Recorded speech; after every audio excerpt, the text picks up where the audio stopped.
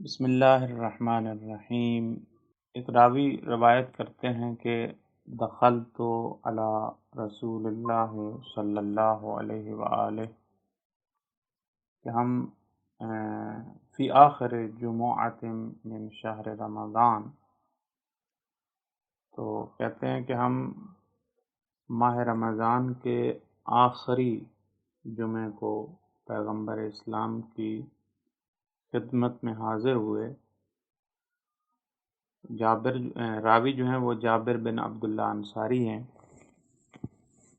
اور کہتے ہیں کہ فلما بصر بی، جب پیغمبر اسلام نے مجھے دیکھا تو قال لی، تو میرے لیے کہا کہ یا جابر، اے جابر، ھذا آخر جمعۃ من شہر رمضان، یہ ماہ رمضان کا آخری جمعہ ہے، فودعہ، آپ جو ہیں ماہ رمضان کو الوداع کہیں،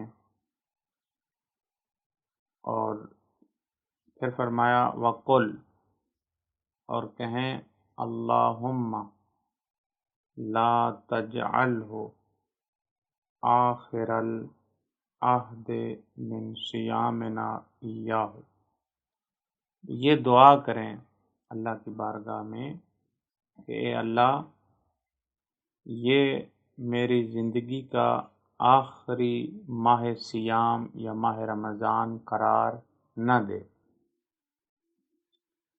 فَإِن جَعَلْتَهُ فَجَعَلْنِي مَرْحُومًا، اگر تو نے میرے لیے یہ مہینہ، یہ ماہ رمضان آخری، میری زندگی کا اگر آخری ماہ رمضان قرار بھی دیا ہے، تو پھر مرحومہ، میرے لیے پھر یہ والا جو ماہ سیام ہے، ماہ رمضان ہے، یہ باعث رحمت قرار دے، یا مجھے اس میں مرحوم یعنی میرے اوپر اللہ کی رحمت ہو، میں مشمول رحمت الہی قرار پاؤں، لہذا مجھے اس طرح بنا دے۔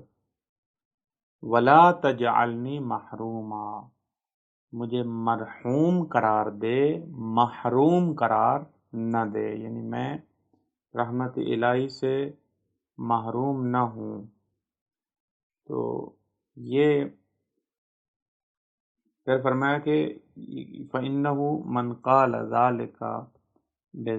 ذَلِكَ ظَفِرَ بِإِحْدَى الْحُسْنَيَيْنِ، جو شخص کہتا ہے کہ میں دو نیکیوں میں سے ایک نیکی تک پہنچ گیا ہوں، مطلب یہ ہے کہ یا تو یہ کہ وہ پھر اگلے ماہ رمضان تک جو ہے وہ پہنچ جائے گا، کیونکہ دو نیکیوں میں سے ایک نیکی جو اسے مل جائے گی نا، یعنی دو اچھی باتوں میں سے ایک اچھی بات اسے مل گئی ہے، یعنی دعا یہاں تک ختم ہو گئی، یہ آگے وضاحت ہے ایک طرح کی کہ وہ دو نیکیوں میں سے ایک نیکی کو جو ہے وہ پہنچ گیا ہے، کہ یا تو یہ کہ وہ ماہ رمضان کو اس نے پا لیا ہے، اگر اس کی دعا قبول ہوتی ہے اور یہ زندگی کا آخری سال قرار نہیں پاتا، بلکہ اگلے سال بھی اسے اللہ کی ذات توفیق دیتی ہے اور ماہ رمضان کو پھر وہ درک کرتا ہے، تو یہ بھی خود ایک نیکی ہے کہ اگلے سال کو وہ درک کر لے گا۔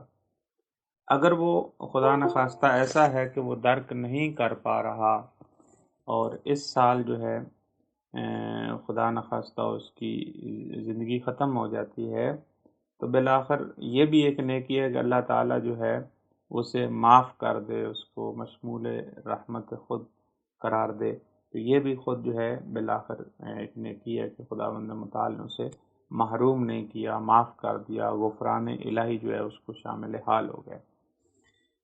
تو بہرحال یہ ظاہر ہے آخری جمعے کی بات ہوئی ہے اس میں، اور ہمارا آخری جمعہ گزر گیا ہے، لیکن اس کا یہ مطلب نہیں ہے کہ انسان اپنی دعاؤں میں بعد میں نماز کے بعد پڑھ لے، آسان سی دعا ہے، اللہم لا تجعلہ آخر العہد من صیامنا ایاہ فَإِن جَعَلْتَهُ فَجَعَلْنِي مَرْحُومًا وَلَا تَجْعَلْنِي مَحْرُومًا، اس دعا کو جو ہے وہ انسان دعائے قنوت میں یا نماز کے بعد اس دعا کو پڑھتا رہے۔ تو یہ ایک طرح کا بہترین وداع ہو۔ اسی طریقے سے امام سجاد علیہ الصلوۃ والسلام کی صحیفہ سجادیہ میں ایک دعا بھی ہے وداع کے نام سے، ماہ رمضان کے ساتھ وداع کرتے ہوئے ایک دعا ہے، اس کو بھی پڑھنا چاہیے، اور بہترین دعا ہے، اور ایک طرح کے آداب ہی بیان ہوئے ہیں اس میں کہ کس طرح انسان کو ماہ رمضان سے الوداع کرنا چاہیے۔ اور اسی طریقے سے یہ دعائے ابو حمزہ صومالی جو ہے، اس کو اگر انسان کے پاس ٹائم ہو، یہ ان دنوں میں بالخصوص ان دنوں میں اگر ٹائم ہو تو وہ ضرور پڑھے۔ بہت بہترین دعا ہے جس کے بہت مطالب عالی ہیں اور اتنے بہترین ہیں کہ واقعاً انسان حیران رہ جاتا ہے۔ دعائے ابو حمزہ صومالی جو ہے وہ امام سجاد علیہ الصلوۃ والسلام سے مروی ہے، ان سے منقول ہے، لہٰذا یہ دعا بھی اگر ٹائم ہو تو ضرور پڑھیں۔ ضروری نہیں ہے ماہ رمضان میں پڑھیں، باقی ایام میں بھی تھوڑی تھوڑی کر کے، تھوڑی لمبی ہے، تھوڑی تھوڑی کر کے آپ پڑھتے رہیں تو یہ بھی بہترین ہو جائے گا۔ اس کے بعد آج جو ہمارا موضوع یہ تھا کہ قرآن کی نگاہ میں خاندان کی تربیت، اس حوالے سے ہم نے سورہ نساء کی آیت نمبر 34 جو ہے اس کے مطالب کچھ جو آپ کی خدمت میں عرض کیے تھے، اور اس میں بیان ہوا تھا کہ سورہ کی اس آیت کی کافی وضاحت پیش کی، اور آج اس کے تربیتی نقطے جو ہیں وہ ہم بیان کریں گے، کیونکہ اس کی جو وضاحت تھی وہ ہم نے پیش کر دی تقریباً ایک ایک لفظ کی۔ بہرحال تبرکاً و تیمناً ایک دفعہ ہم پھر سے اس جو آیت ہے اس کا ترجمہ کر لیتے ہیں، ایک دفعہ پڑھ لیتے ہیں آیت کو کہ بسم اللہ الرحمن الرحیم، الرجال قوامون علی النساء، کہ مرد عورتوں پر محافظ ہیں، نگراں ہیں، بما فضل اللہ بعضهم علی بعض، اس وجہ سے کہ جو خالق کائنات نے بعض کو بعض کے اوپر فضیلت عطا فرمائی ہے، وَبِمَا أَنفَقُوا مِنْ أَمْوَالِهِمْ، اور اس وجہ سے بھی مرد حضرات خواتین کے اوپر محافظ یا نگراں ہیں، قوام ہیں، کیونکہ وہ اپنے اموال میں سے نفقہ دیتے ہیں، مال خرچ کرتے ہیں خواتین کے اوپر۔ فَالصَّالِحَاتُ قَانِتَاتٌ حَافِظَاتٌ لِلْغَیْبِ بِمَا حَفِظَ اللَّهُ، پھر فرمایا کہ صالحات نیک خواتین یہ قانتات ہوتی ہیں۔ قانتات کا معنی کیا کہ وہ شوہروں کی اطاعت کرنے والی ہوتی ہیں، اور حافظات للغیب، اور غیب میں یعنی جب شوہر نہیں ہوتا، شوہر کی عدم موجودگی میں یہ حافظ ہوتی ہیں، محافظت کرتی ہیں۔ اب اس کی وضاحت کی تھی کہ حفاظت کس اعتبار سے کرتی ہیں، یعنی ہر اعتبار سے جو بھی چیز شوہر کے متعلق ہے اس کی وہ شوہر کی عدم موجودگی میں حفاظت کرتی ہیں۔ پھر فرمایا کہ بما حفظ اللہ، یہ اس لیے ہے کیونکہ خداوند متعال نے خواتین کے حقوق کی حفاظت فرمائی ہے۔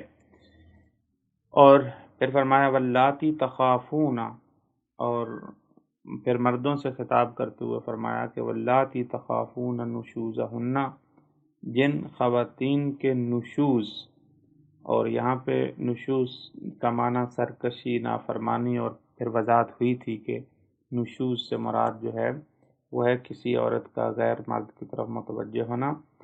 کہا کہ اگر کوئی اللاتی تخافون نشوزہن، اگر ان خواتین کی نشوز کا، ان کی نافرمانی کا خوف ہو، خطرہ ہو، اندیشہ ہو، تو فاعظوہن، پہلا مرحلہ یہ ہے کہ ان کو سمجھائیں، واعظ و نصیحت کریں۔ دوسرا مرحلہ یہ ہے کہ اگر وہ پہلا مرحلہ اثر نہ کرے تو پھر دوسری صورت ہے وَاہْجُرُوهُنَّ فِی الْمَضَاجِعِ، پھر ان کو خوابگاہوں میں تنہا چھوڑ دیں، یعنی ان کے بستر میں تنہا چھوڑ دیں۔ اور پھر اگر یہ بھی مرحلہ اثر نہ کرے اور وہ نہ سمجھے کہ غیر مرد کی طرف متوجہ نہیں ہونا چاہیے اس کو، پھر بھی وہ اس بات کو نہیں سمجھ رہی ہے اور وہ خود شادی شدہ ہے، شوہردار خاتون ہے، لیکن پھر غیر مرد کی طرف متوجہ ہے، تو آخری مرحلہ یہ ہے کہ وَضْرِبُوهُنَّ، ان کو ماریں۔ پھر مارنے کی جو ہے وہ باقاعدہ ڈیٹیل کے ساتھ تو روایات کے اندر بتایا گیا کہ کس طریقے سے مارنا ہے کہ ان کو نیل نہ پڑے، ان کو زخم نہ ہو، ان کی ہڈی نہ ٹوٹے، پھر وہ سوٹی مسواک سے کم یا مسواک کے برابر ہو، تو اتنی کے ساتھ وہ مارنے کی بات ہوئی ہے۔ بہرحال اس کے متعلق ہم نے پہلے بہت زیادہ وضاحت کی ہے، تو اب زیادہ بات نہیں کریں گے۔ فَإِنْ أَطَعْنَكُمْ، اگر، پھر مخاطب مردوں کو قرار دیا کہ اگر وہ خواتین آپ کی اطاعت کر لیں، یعنی بات مان لیں کسی مرحلے کے اوپر، پہلے مرحلے پہ، دوسرے پہ، تیسرے پہ، اگر آپ کی اطاعت کر لیتی ہیں تو فَلَا تَبْغُوا عَلَيْهِنَّ سَبِيلًا، تو کسی طرح کی بھی آپ ان کے اوپر، کسی عنوان سے بھی آپ ان کے اوپر ظلم نہیں کر سکتے، یعنی پچھلی بات کو بہانہ بنا کے پھر آپ جو ہے ان کے اوپر ظلم نہیں کر سکتے۔ ان اللہ کان علی کبیرہ، بے شک اللہ تعالیٰ جو ہے وہ علی ہے، یعنی بلند و بالا ہے، اور کبیر ہے، بزرگ ہے۔ تو یہ تھی آیت کا ترجمہ، اور آج جو ہے ہم تربیتی نقطوں کی طرف اشارہ کریں گے۔ پہلا نقطہ جو تربیتی نقطہ ہے وہ یہ ہے کہ خاندان کے افراد کے وظائف بہت اہمیت رکھتے ہیں۔ خاندان کے افراد کے وظائف، یعنی ان کی جو ڈیوٹی ہے ہر ایک کی، خاندان کے تمام افراد، یعنی بالظاہر خاندان کے جو مین فرد ہوتے ہیں وہ کیا ہوتے ہیں؟ میاں بیوی ہی ہوتے ہیں۔ یہ مین چیز ہوتی ہے، یہ کہہ لیں کہ خاندان کا مین ستون جو ہوتے ہیں، سب سے بڑا ستون مرد ہے، اور اس کے بعد دوسرا بڑا ستون جو ہے وہ خاتون ہوتی ہے۔ تو خاندان کے افراد کے وظائف بہت اہمیت رکھتے ہیں۔ یہاں پہ اب مرد کا کیا وظیفہ ہے کہ وہ قوام ہے، وظائف زوئے کے ساتھ ہے، زوئے تو زوج ہوتی ہے، وظائف۔ مرد کا وظیفہ جو ہے وہ قوام ہے، اور خاتون کا وظیفہ کیا ہے؟ قانت ہے اور حافظتن ہے، یعنی وہی حافظات للغیب جو کہا ہے۔ پس مرد کا ایک وظیفہ یہ ہوا کہ وہ قوام ہو، یعنی قوام کا مطلب ہم نے بیان کیا تھا کہ وہ جو ہے ہر اعتبار سے جو خواتین کی اور خانوادے کی اور فیملی کی ضرورت ہے، اس ضرورت کو پورا کرے، تو یہ ہو جائے گا، اس اعتبار سے مرد جو ہے وہ قوام ہو جائے گا۔ اور دوسری بات یہ مرد کا وظیفہ اور خاتون کا وظیفہ یہ ہے کہ وہ قانت ہو، یعنی وہ اطاعت گزار ہو، اور دوسرا وہ حافظ ہو، یعنی مرد کی عدم موجودگی میں مرد کی تمام حقوق کی حفاظت کرے۔ اچھا، یہاں پہ ایک اور وظیفہ بھی ہے، وہ ہے عدم نشوز، چونکہ آگے جو کہا کہ عدم نشوز، وہ یعنی انکار نہ کرنا یا سرکشی نہ کرنا، نافرمانی نہ کرنا، وہ بھی ایک وظیفہ ہے۔ اب اس کے بعد دوسرا جو نقطہ ہے وہ یہ ہے کہ خاندان کی کامیابی کے لیے 3 عنصر ضروری ہیں۔ کسی بھی خاندان کو کامیاب دیکھنے جاتے ہیں تو ان کی کامیابی کے لیے 3 چیزوں کا ہونا ضروری ہے، 3 عنصر کا ہونا ضروری ہے، جو اسی آیت میں بیان ہوئے ہیں۔ ایک قوامیت ہے، یہ بہت ضروری ہے، قوامیت۔ دوسری چیز وہ قنوت کہہ لیں یا اطاعت کہہ لیں، اطاعت ہے، قوامیت کے بعد اطاعت ہے، اور اس کے بعد ہے عدم نشوز۔ اطاعت، اور اس کے اندر اگرچہ آ جاتا ہے عدم نشوز، یعنی نافرمانی نہ کرنا، اطاعت کا مطلب یہی ہے۔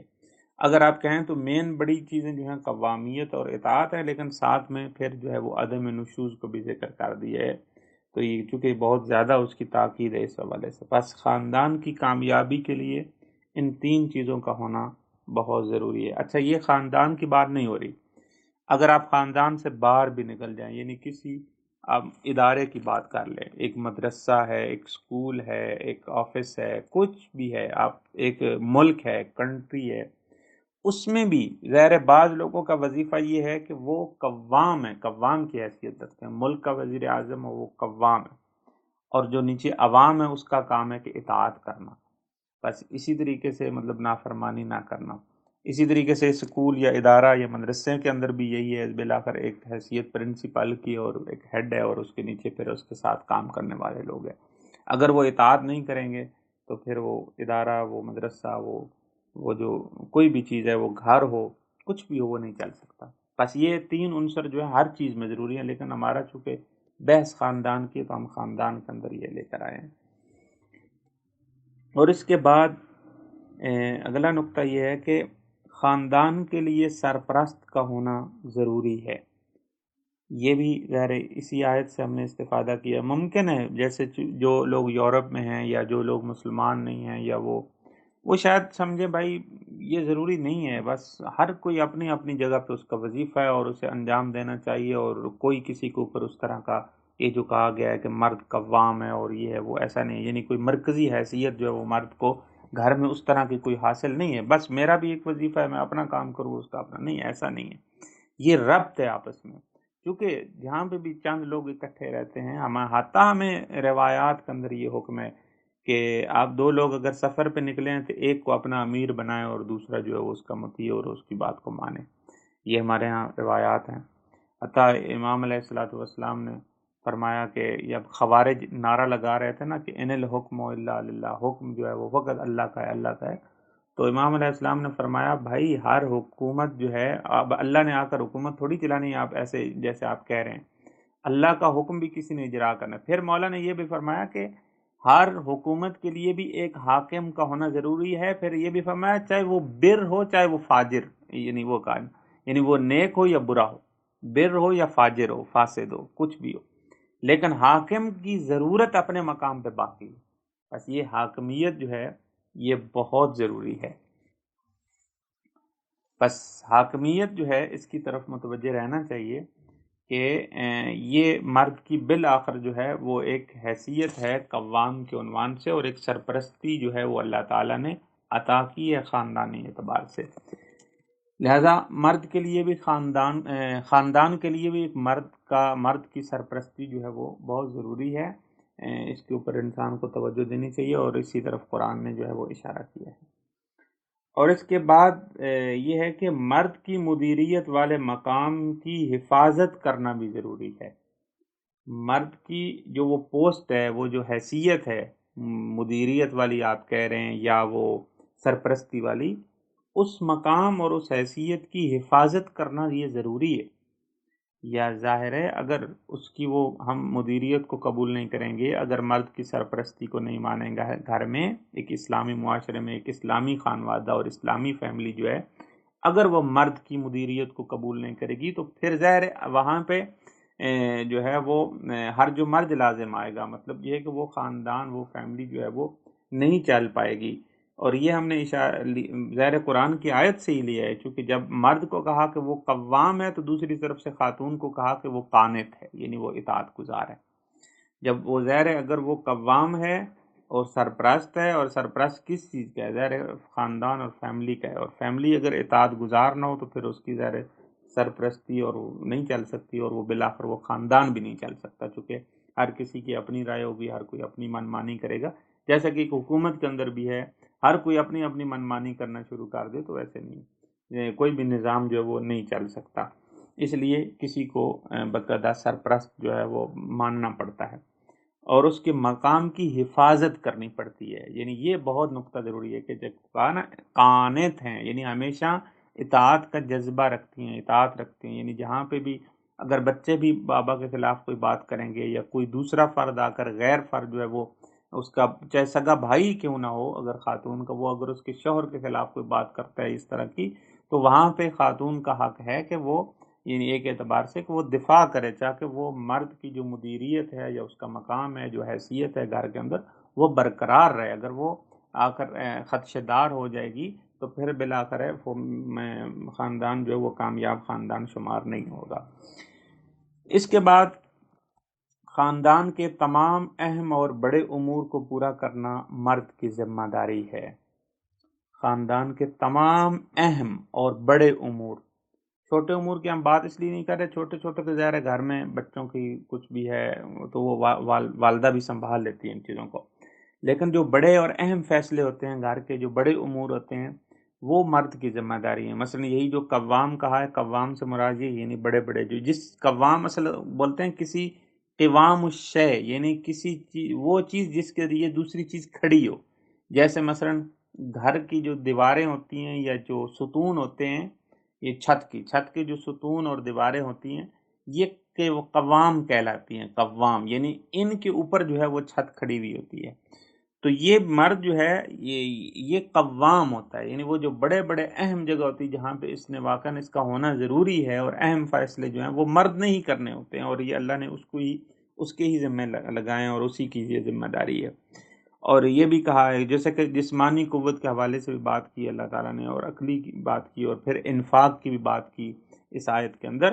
تو اس سے پتہ چلتا ہے کہ سب سے بڑے فیصلے اور اہم امور جو ہیں وہ مرد کے ذمہ ہیں، اور اسی نے یہ پورے کرنے ہیں۔ پھر کہا کہ اس کے بعد جو ہمارے پاس نقطہ ہے وہ یہ ہے کہ مرد کو ہمیشہ اپنے وظیفے کی طرف متوجہ رہنا چاہیے، کوتاہی نہیں کرنی چاہیے۔ یہ ہمیشہ متوجہ رہنا چاہیے، یہ ہم نے نقطہ لیا ہے قوام سے، چونکہ قوام صیغہ مبالغہ ہے، یہ ہم پہلے عرض کر چکے ہیں۔ اور عربی میں جو صیغہ مبالغہ ہوتا ہے، یعنی قائم نہیں کہا، یا مثلا قیام یا کچھ اور لفظ نہیں بولا، کہ لیکن یہاں پہ کہا ہے کہ قوام ہے۔ اب قوام کا مطلب یہ ہے کہ یعنی کسی وقت بھی وہ اپنے وظیفے سے کوتاہی نہیں کر سکتا۔ جب کوتاہی نہیں کر سکتا تو اس کا مطلب یہ کہ اس کو ہمیشہ اپنے وظیفے کی طرف متوجہ رہنا چاہیے اور انجام دینا چاہیے۔ یعنی وہ یہ نہ سمجھے کہ یہ چلے میں نے نہیں کیا، وہ مین چیزیں ہوتی ہیں، اہم فیصلے وہ دوسرا کر دے گا، تیسرا نہیں، وہ اس کی اپنی ذمہ داری ہے اور اسی نے انجام دینا ہے۔ اور فکری اور عقلی قوت جو ہے یہ نان و نفقہ حاصل کرنے اور تقسیم کرنے کے لیے اس کا پہلے ہونا ضروری ہے۔ دیکھیں شاید بات تھوڑی واضح نہ ہوئی ہو آپ لوگوں کے لیے، یعنی یہ جو فکری اور عقلی قوت ہے نا، یہ پہلے ہے۔ فکری اور عقلی قوت، یعنی فے اور قاف نہیں ہے، دو نقطی قاف نہیں ہے، وہ دوسری قاف ہے کشش والے، فکر جسے کہتے ہیں۔ فکری جو اور عقلی قوت ہے یہ اللہ نے پہلے، وہ بما فضل اللہ بعضهم علی بعض جو ہے نا وہاں پہ، وہ پہلے ہے، اور پھر اس کے بعد جو ہے نا باس ہے انفاق کی۔ تو یہ ایک نقطہ یہاں سے یہ نکالا جا سکتا ہے کہ پہلے انسان کے بعد فکری اور عقلی قوت ہونی چاہیے، اور پھر اس کے بعد جو ہے نان و نفقہ دینے کی صلاحیت ہونی چاہیے۔ یعنی یہ دونوں چیزیں پہلے انسان کے پاس واقعاً فکری اور عقلی قوت ہوگی، یعنی یہ مقدمہ بنتی ہے نان و نفقہ کے لیے۔ ظاہر تبھی وہ صحیح طریقے سے نان و نفقہ تقسیم بھی کر پائے گا اپنے بچوں میں، اگر بالخصوص اگر اس کی بیویاں ایک سے زیادہ ہیں تو تقسیم بھی وہ صحیح کر پائے گا، چونکہ فکری اور عقلی قوت اس کے ہے، اس کو پتہ ہے کہ میں نے کیسے مینج کرنا ہے۔ حتیٰ ایک خاندان کو بھی مینج کرنے کے لیے جو ہے اس سے پہلے فکری اور عقلی قوت کا ہونا جو ہے وہ ضروری ہے۔ حتیٰ شادی سے پہلے فکری اور عقلی قوت کا ہونا ضروری ہے، تاکہ اس فکری اور عقلی قوت کے ذریعے جو ہے وہ نان و نفقہ کو کما سکے، کہ کیسے وہ درآمد کے وسائل کیسے کیا ہونے چاہیے، اور کس طریقے سے انسان جو ہے وہ نان و نفقہ پورا کرے۔ تو بس یہاں پہ بھی اللہ نے پہلے وہ بما فضل اللہ کی بات کی، پھر وبما انفقوا کی بات کی۔ اس کے بعد کہا کہ نقطہ جو ہے آگے والا نقطہ، تدبیر اور عقل خاندان کی محبت اور عواطف پر مقدم ہونی چاہیے۔ یعنی یہ جو تدبیر اور عقل ہے، وہی فکری اور عقلی قوت جو ہے یہ خاندان کی محبت اور عاطفے والی قوت جو ہے نا اس کے اوپر مقدم ہے۔ اس کی وجہ ہے، یعنی کیا، یہ ہم نے نقطہ کہاں سے لیا ہے؟ چونکہ اللہ تعالیٰ نے خاتون کو نہیں کہا کہ وہ قوام ہے، مرد کو کہا ہے قوام ہے۔ اب مرد کو قوام بنایا، خاتون کو نہیں بنایا، اس وجہ سے چونکہ مرد کے اندر جو عقلی قوت ہے، جو تدبیر اور فکر کرنے کی جو صلاحیت ہے وہ زیادہ ہے بنسبت خاتون کے، اور خاتون کے اندر جو ہے وہ عواطف اور محبت اور یہ چیزیں زیادہ ہیں۔ تو لہٰذا خاندان کو چلانے کے لیے جو ہے وہ تدبیر اور عقل جو ہے وہ مقدم ہے، بعد میں جو ہے وہ محبت اور عواطف کا جو ہے وہ مرتبہ آتا ہے۔ لہٰذا اس وجہ سے اگر ہم محبت اور عواطف کو مقدم کر دیتے ہیں عقل اور تدبیر کے اوپر، تو پھر خاندان کا مسائل جو ہیں وہ گڑبڑ ہو جائیں گے، خود وہ خاندان بھی اچھے طریقے سے نہیں چل پائے گا۔ لہٰذا تدبیر اور عقل کا ہونا جو ہے وہ پہلے ہونا ضروری ہے، اور بعد میں محبت اور عواطف ہونے چاہیے۔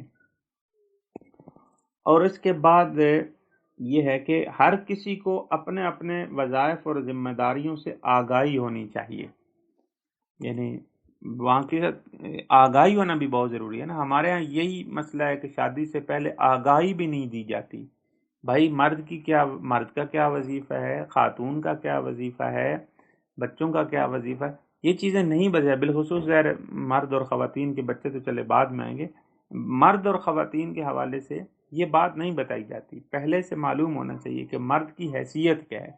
بعض خواتین جو ہیں وہ مرد کی اس حیثیت کو قبول کرنے کے لیے تیار نہیں ہوتی، یعنی اور اسی وجہ سے پھر خاندان میں مسائل بنتے ہیں اور مشکلات ہوتی ہیں۔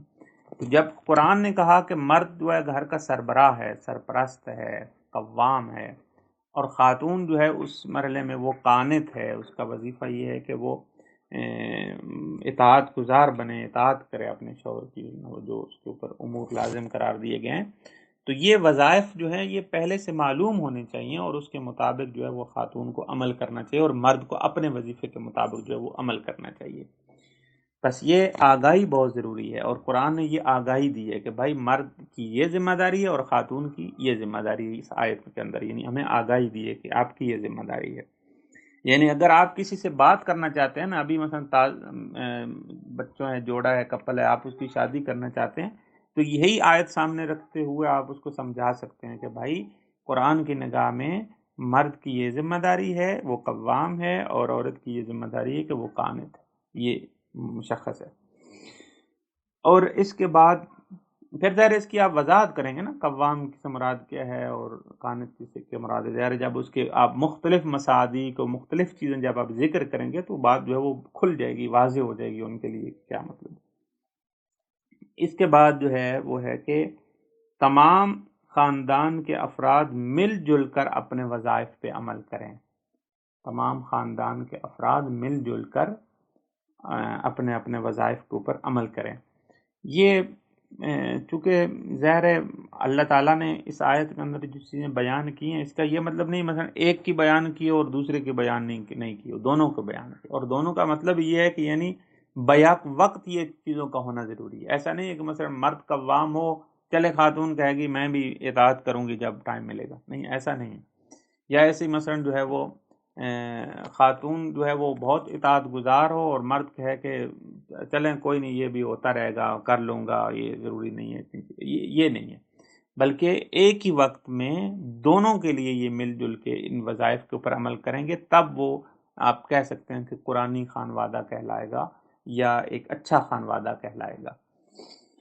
تو اس کے بعد جو ہے اگلا نقطہ یہ ہے کہ نیک خواتین باطنی اور ظاہری طور پر نیک ہوتی ہیں، یعنی ظاہر ہے قرآن نے کیا کہا کہ قانت ہیں، قانت جو ہے وہ ایک اندرونی صفت ہے، یعنی اندرونی طور پر وہ جو ہے وہ خواتین نیکی کا جذبہ رکھتی ہیں، اور ظاہری طور پر حافظات ہیں، یعنی مرد کی عدم موجودگی میں اس کے مال کی، اس کی عزت کی، اس کی ناموس کی، اس کے مقام اور حیثیت کی حفاظت کرتی ہیں۔ یہ ظاہری حفاظت ہو جائے گی، ظاہری چیز ہو جائے گی، اور وہ قانت ہونا جو ہے وہ باطنی ہے، اندرونی صفت ہے۔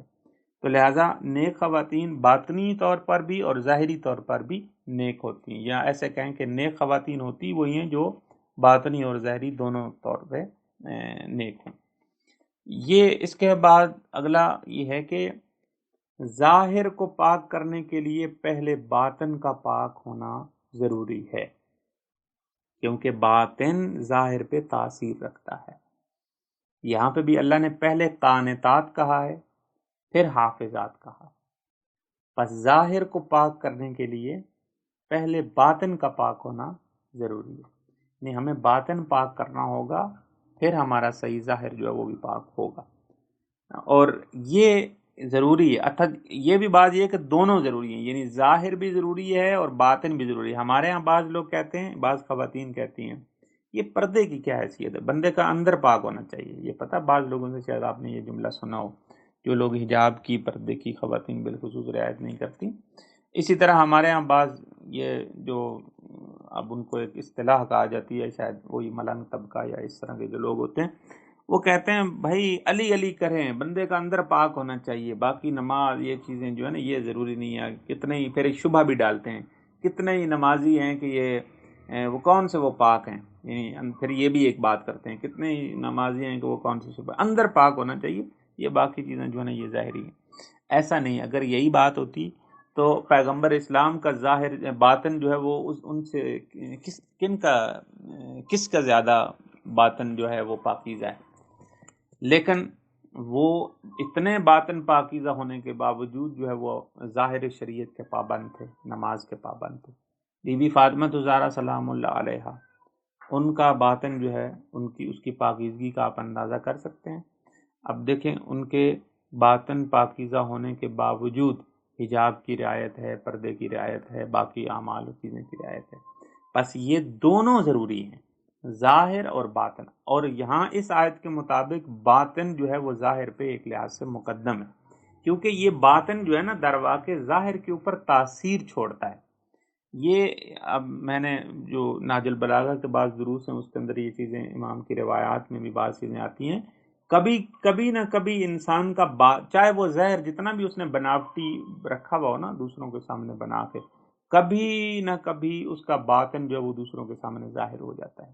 لہٰذا انسان جو ہے اس کا باطن اچھا آپ جن لوگوں کو آپ اپنے قریبی دوست سمجھ رہے ہوتے ہیں، بہت نزدیکی، اور یہ وہ ان کے اندر آپ سمجھتے ہیں کہ چلیں ہم ہی جیسے ہیں، کوئی بات نہیں، تو وہ لوگ بالآخر آپ کو جج کر لیتے ہیں، اور پھر آگے وہی لوگ جو ہے نا وہ چیزیں پہنچا دیتے ہیں کہ بھائی اس محفل کے اندر آپ ہر چیز جو ہے وہ جائز سمجھتے ہیں، شریعت کوئی پابندی نہیں، یہ نہیں، یہ وہ نہیں. اور پھر وہی لوگ جو ہے وہ آپ کے قریبی جو ہے وہ آپ کو جانتے ہوتے ہیں کہ آپ کس طرح کے آدمی ہیں. تو لہٰذا انسان جو ہے حقیقی معنی میں، نہ کہ دوسروں کے لیے، حقیقی معنی میں اپنے باطن کو پاک کرے. اور کیونکہ باطن جو ہے وہ ظاہر کے اوپر تاثیر رکھتا ہے، اس وجہ سے انسان کو کوشش کرنی چاہیے کہ باطن پہلے پاک ہو اور پھر ظاہر بھی پاک ہو. اس کے بعد یہ نقطہ ہے کہ بیماری سے پہلے ہی اس کا علاج کر لینا چاہیے. بیماری سے پہلے ہی اس کا علاج کر لینا چاہیے، یعنی مطلب یہ ہے، یعنی جب بیماری کی علامات ظاہر ہو رہی ہیں، اب بیماری ظاہر ہو جائے پھر اس کا آپ علاج شروع کریں گے تو پھر تو ظاہر ہے مشکل ہو جائے گا علاج کرنا، اور شاید وہ آپ کے کنٹرول میں نہ رہے، اور یہ بھی ممکن ہے پتہ نہیں وہ آخری سٹیج پہ بیماری پہنچی بھی ہو، شاید مشکل ہو. لہٰذا یہ ہم نے نقطہ کہاں سے لی ہے؟ یہ جو عبارت ہے نا تخافون، اللہ قرآن کی آیت کیا تھی؟ واللاتی تخافون نشوزہن. یہ نہیں کہا کہ جب آپ جو ہے وہ نافرمانی کریں تو یہ آپ جو ہے نا پھر فائزون، آپ کو ان کو واضح نصیحت کریں. نہیں کہا جب آپ کو ان کی نافرمانی کا اندیشہ ہو، خوف ہو، اب یعنی جب علامات ظاہر ہونا شروع ہو جائیں اس وقت ہی آپ جو ہے نا کنٹرول کر جائیں. دیکھا، یعنی یہ نہیں کہ آپ ایک گناہ کر لے اور اس کے بعد پھر تو ظاہر بہت مشکل ہو جائے گی. یہ جو تخافون کا کلمہ ہے نا وہ یہ کہہ رہا ہے کہ یعنی جب بھائی آپ کو خوف ظاہر ہو، یعنی آپ کو علامات ظاہر ہونا شروع ہو گئی ہیں کہ خاتون جو ہے نا خدا نخواستہ وہ کسی غیر مرد متوجہ، تو وہ بیماری سے پہلے ہی آپ جو ہے نا وہ علاج کریں، فائزو کریں، فائزوہن واہجرون فی المضاجع. پس بیماری سے پہلے علاج یہ حفظ ما تقدم کے تحت جو ہے یہ پہلے سے کام کرنا چاہیے، ورنہ ممکن ہے دیر ہو جائے. تو یہ قرآنی طریقہ کار ہے. یہ ہم نے پہلے بھی یا ایھا الذین آمنوا قوا انفسکم واہلیکم جو ہے اس میں بھی یہ نقطہ بیان کیا تھا کہ وہاں پہ بھی یہ تھا کہ آپ جو ہے اپنے آپ کو بچاؤ، یا کہا گیا تھا اپنے آپ کو اور اپنے خاندان کو اس جہنم کی آگ سے بچاؤ. یہاں جو بچاؤ ہے کو وقایا، اس کا مطلب یہ ہوتا ہے یعنی کسی چیز کے ابھی واقع نہیں ہوا اس سے پہلے انسان اپنے آپ کو بچائے، یعنی ابھی آگ تو بنی نہیں، جہنم آئی نہیں ہے، اس سے پہلے انسان اپنے آپ کو جو ہے وہ محفوظ کر لے. لہٰذا یہاں پہ بھی، وہاں پہ بھی یہی نقطہ تھا اور یہاں پہ بھی یہی نقطہ ہے. اور اس کے بعد ہمارے پاس اگلا نقطہ یہ ہے کہ موعظہ اور نصیحت کی بہت اہمیت ہے. وعظ و نصیحت، یعنی اب ترتیب کے مطابق ہم آیت کو لے کر چل رہے ہیں، اس اعتبار سے اب جو بحث آ رہی ہے وہ وعظ و نصیحت کی. اب یہاں پہ وعظ و نصیحت کی بہت اہمیت ہے. یعنی ہمارے ہاں بعض اوقات وعظ و نصیحت کو اہمیت اس لیے نہیں دی جاتی، بات کرنے کا فائدہ ہی نہیں. ہم یہ کہتے ہیں بھائی آپ بات کرنے کا کوئی فائدہ نہیں، وہ سننے والے نہیں. بھائی بات کریں، آپ بات کریں، فائدہ ہے، یعنی یہ آپ کا وظیفہ ہے بات کرنا. آپ اپنے وظیفے پہ عمل کریں. آپ یہ چھوڑیں کہ آپ ان کے وظیفے کی کو بات کر رہے ہیں کہ وہ اپنے وظیفے پہ عمل نہیں کریں گے. بھائی آپ کا وظیفہ یہ ہے کہ آپ واعظ و نصیحت کریں. یہ کہا جا رہا ہے آپ سے فاعظوہن، آپ ان کو نصیحت کریں، یہ آپ کا وظیفہ ہے. آپ کہہ رہے ہیں کہ نہیں وہ نہیں، بھائی آپ ان کے وظیفے کی بات نہ کریں. اب یہاں پہ یہ جو عطا انبیاء جو ہیں، انبیاء کو بعض امتوں کو تو پتہ ہی تھا کہ یہ کبھی بھی جو ہے نا وہ ایمان لانے والی نہیں ہے، لیکن اس کے باوجود انبیاء جا کر ان کو نصیحت کرتے تھے، موعظہ کرتے تھے، احکام الہی پہنچاتے تھے، اللہ کی طرف بلاتے تھے، دعوت دیتے تھے. یہ انبیاء کی سنت اور طریقہ کار ہے. پس واعظ و نصیحت اپنی جگہ پہ ایک اہمیت رکھتی ہے. اور پھر دوسری بات یہ کہ آپ اپنے وظیفے بھی اس طریقے سے عمل کیا ہوگا کہ آپ نے وظائف کی ترتیب کو برقرار رکھا ہوگا کہ بھائی پہلے میں نے واعظ و نصیحت کی، اب وہ پہلا مرحلہ گزر گیا، پھر میں نے دوسرا مرحلہ بھی اپنایا، پھر اب یہ تیسرا مرحلہ جو ہے یہ تو اس وجہ سے لہٰذا اب موعظہ کی خصوصیات کیا ہونی چاہیے، واعظ و نصیحت کی کیا خصوصیات ہونی چاہیے. کہتے ہیں کہ واعظ و نصیحت کی پہلی تو یہ ہے کہ یہ گفتگو کی قسم سے ہے، یعنی اس کا تعلق گفتگو سے ہے. واعظ و تعلق کوئی اور چیز نہیں ہے. اور اس کا جب گفتگو سے تعلق ہے تو اس کا مطلب ہے پھر آپ کو کوئی اس کے اوپر جو ہے نا خرچ نہیں کرنا پڑتا، یعنی آپ کا کوئی خرچہ نہیں ہوگا اس کے اوپر. خرچہ کیا ہے؟ زبان صرف جو ہے نا وہ چلانی پڑے گی، بولنا پڑے گا اچھے طریقے سے، بس یہی ہوگا. سوچنا ہوگا کہ میں نے کیسے بولنا ہے، کیسے بات کرنی، یہی خرچہ ہے. ورنہ آپ کا کچھ چونکہ گفتگو کرنی ہے، اللہ نے بہت سستا کام جو ہے وہ آپ کے سامنے رکھا ہے کہ آپ نے کچھ بھی نہیں کرنا، کوئی پیسے نہیں دینے، کچھ نہیں، آپ نے صرف اور صرف بولنا ہے، یہ گفتگو کرنی ہے. اور پھر اس میں دو چیزیں ہونی چاہیے آپ کی گفتگو کے اندر، انذار اور تبشیر. یہ موعظہ جو ہوتا ہے اس کے اندر دو چیزیں ہوتی ہیں، ایک انذار اور تبشیر. انذار کا مطلب ہے کہ آپ ایسی بات بھی کریں کہ سامنے والے کو اس کے وہ جو غلطی کر رہا ہے اس کے خطرات سے آگاہ کریں کہ یہ والا نقصان ہو سکتا ہے، یا مثلا جن لوگوں نے یہ کام کیا ہے ان کے ساتھ ایسا ایسا ہو چکا ہے، یہ نقصانات ہوئے ان کو. اور دوسرا ساتھ میں بشارت بھی دیں، تبشیر بھی ہو، یعنی فائدے بھی بتائیں کہ اگر آپ اس سے بچتے ہیں تو خاندان برقرار رہتا ہے، اور یہ ساری چیزیں تو بچے ہیں اور باقی چیزیں. بہرحال یہ انسان کو اچھے انداز میں اچھے طریقے سے جو وہ بات سمجھانی چاہیے. پس ساتھ میں انذار بھی ہو، تبشیر بھی ہو، دونوں چیزیں جو ہے واعظ و نصیحت کے اندر ہوگی. اور پھر ایسی نصیحت ہو جو دل کے اوپر اثر کرے، یعنی انداز ایسا ہونا چاہیے. یہ بھی ایک طرح کی تیسری خصوصیت ہے واعظ و نصیحت کی، جو ایسی نصیحت ہو جو انسان کے دل کے اندر اترے یا دل کے اوپر جو ہے وہ اثر کرے. تو یہ ہمارے ہاں جو ہے ظاہر واعظ و نصیحت شاید ہم سوچ رہے ہیں ہم نصیحت کر رہے ہیں، بعض اوقات ہم نصیحت جو ہے نا وہ بھی ڈنڈے کی طرح، یعنی ایک اپنی بات بھی جو ہے وہ ڈنڈے کی طرح مار رہے ہوتے ہیں کسی کے سر کے اوپر، تو وہ بھی واعظ و نصیحت نہیں ہوتی. ہم اس کو سوچنا چاہیے، یعنی واعظ و نصیحت کا مطلب یہ ہے کہ اس طرح انسان بات کرے کہ واقعا دل سوزی ہو، اس کے اندر محسوس ہو کہ یہ بندہ حقیقت میں خلوص دل کے ساتھ جو ہے وہ ایک نصیحت کر رہا ہے ہمیں، اس کا کوئی اور غرض یا کوئی دوسری چیز نہیں ہے. بہرحال اچھا، یہ واعظ و نصیحت جو ہے نا یہ اگرچہ قرآن کے مطابق تو یہ جو تینوں مرحلے ہیں، بالخصوص پہلے دو مرحلے، یہ خدا یہ چاہ رہا ہے کہ آپ کے بات خاندان سے باہر نہ جائے، آپ کے اپنے اندر ہی رہے. فائزوہن یعنی خود آپس میں بیٹھ کے بات چیت کریں. اور جو دوسرا مرحلہ ہے واہجروہن فی المضاجع، اس میں بھی یہی ہے کہ یعنی آپ کی میاں بیوی کی جو ہے اپنی حد تک یہ بات رہے، کسی دوسرے کو یہ بات پتہ نہ چلے. تو البتہ وضربوہن ممکن ہے لوگوں کو پتہ چل جائے، لیکن پہلے دو مرحلوں میں خداوند متعال یہ چاہ رہا ہے کہ آپ تک یہ بات رہے. تو لہٰذا اس سے بھی آپ یہ نقطہ لے سکتے ہیں کہ ان دو چیزوں سے کہ حد امکان انسان کو یہ کوشش کرنی چاہیے کہ انسان جو ہے میاں بیوی بالخصوص اپنی باتوں کو آپس میں حل کریں، اپنے مسائل کو آپس میں حل کریں. یہ اس کی زیادہ سے زیادہ میاں بیوی کوشش ہونی چاہیے. ہمارے ہاں میاں بیوی جو ہیں وہ معمولاً کیا ہوتا ہے، جو لڑکی ہوتی ہے، بیوی ہوتی ہے، وہ اپنے مسائل جو ہے اپنے ماں کو بتاتی ہیں فون کر کے، یا اپنے میکے میں بتاتی ہیں، اور پھر جو ہے اس کے نقصانات ہوتے ہیں.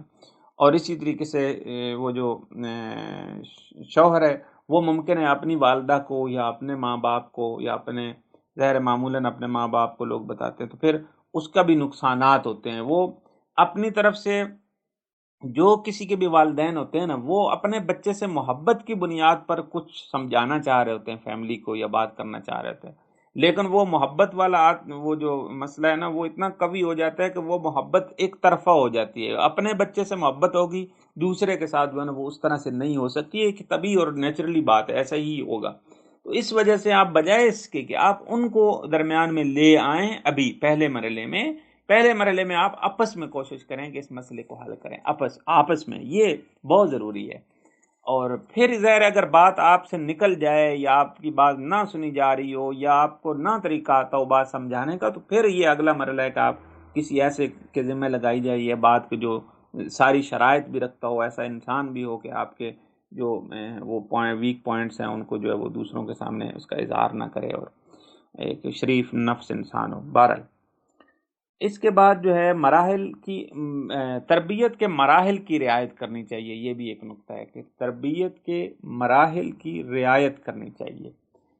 یعنی یہاں پہ اگرچہ بات جو ہے وہ خاتون سے ہو رہی ہے کہ پیس و واض و نصیحت کریں، پھر ہجران فراش ہے اور پھر مارنے کی بات ہے، لیکن اگر تربیتی اعتبار سے دیکھیں تو یہ ایک طرح سے مراحل تربیت ہے نا. یعنی بات بندے کو سمجھانی ہے، وہ سامنے والا بندہ جو ہے وہ تربیت یافتہ نہیں ہے، اس کے اندر ایک مشکل کھڑی ہوگی اور آپ اس کو صحیح رستے پہ لانا چاہتے ہیں، تو صحیح رستے میں جو ہے آپ تربیت کے مراحل کی رعایت کریں. ایسا نہ ہو کہ ایک دم آپ جو ہے وہ آخری مرحلے پہ پہنچ جائیں، نہیں، پہلے آپ جو ہے مراحل کی رعایت کرتے ہوئے جائیں.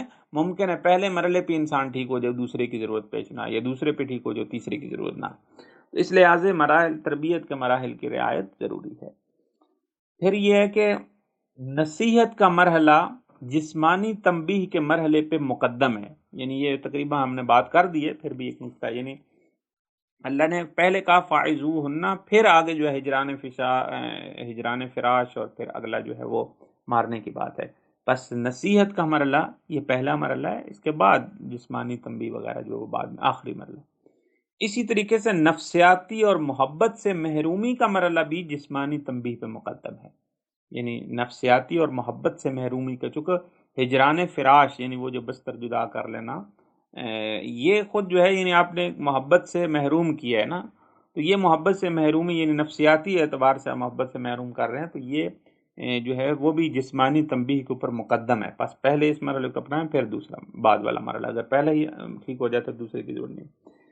اس کے بعد آخری نقطہ یہ ہے کہ خاندان کی تربیت میں خدا محوری ضروری ہے. خاندان کی تربیت میں خدا محوری بہت ضروری ہے. یعنی مرکزیت خدا کو ہونی چاہیے. ہماری ہر چیز جو ہے، ہمارا ہر قانون، ہمارا ہر فیصلہ وہ خداوند متعال کے زیر نظر ہونا چاہیے. یعنی قرآن کی سے استفادہ کیا ہو یا اہل بیت سے استفادہ کیا ہو. بس خاندان کی تربیت میں خدا محوری ضروری ہے. خدا محوری. اب یہ ہم نے نقطہ کہاں سے لیا ہے؟ یہ نقطہ لیا ہے ان اللہ کان علیا کبیرا. کیونکہ پہلے بھی اللہ یہ کہہ رہا ہے کہ اگر آپ وہ اطاعت کرتی ہیں تو پھر آپ ان کے اوپر ظلم نہیں کریں. پھر یہ بھی ساتھ میں کہہ دیا، ایک طرح سے دھمکی بھی دے دی کہ اللہ جو ہے وہ بلند و بالا بھی ہے اور بڑا بھی ہے. یعنی آپ اپنی جو ہے وہ قوامیت کی وجہ سے جو مرد کو ایک پوسٹ اور مقام یا حیثیت یا سرپرستی یا سربراہی دی ہے، اس کی وجہ سے ایسا نہ ہو کہ وہ غرور اور تکبر کا شکار ہو جائے اور وہ ہر جو ہے سوء استفادہ کرنا شروع کر دے اور اس طریقے سے ظلم کرنا شروع کر دے. تو نہیں، خالق نے کہا کہ اللہ تعالیٰ جو ہے وہ در واقع علی ہے، یعنی بلند و بالا بھی، اور کبیر بھی ہے، یعنی تکبر اور بڑائی یہ بھی اس اللہ کے لیے ہے. آپ لوگ جو ہے نا وہ یہ قطعاً نہیں کر سکتے اور نہ ہی آپ کو اجازت ہے. بس یہ ثابت ہو گیا کہ یعنی خاندان کی تربیت جو ہے وہ خدا کے زیر نظر ہونی چاہیے، خدا محور. آخر میں اللہ نے اپنی طرف جو اشارہ دیا ہے، اس کا مطلب یہ ہے کہ کوئی بھی جو ہے وہ ہم سے بڑھ کر نہیں ہے، خدا سے بڑھ کر نہیں ہے. خدا سب سے اوپر ہے، اور خدا جو ہے وہ سب کا جو ہے وہ دیکھنے والا اور حقیقی مدیر جو ہے وہ خداوند متعال ہے. بس ہمیں خاندان کی تربیت میں خدا محوری جو ہے اس کی رعایت کرنی چاہیے، اور وہ بہت ضروری ہے. وآخر دعوانا ان الحمد للہ رب العالمین.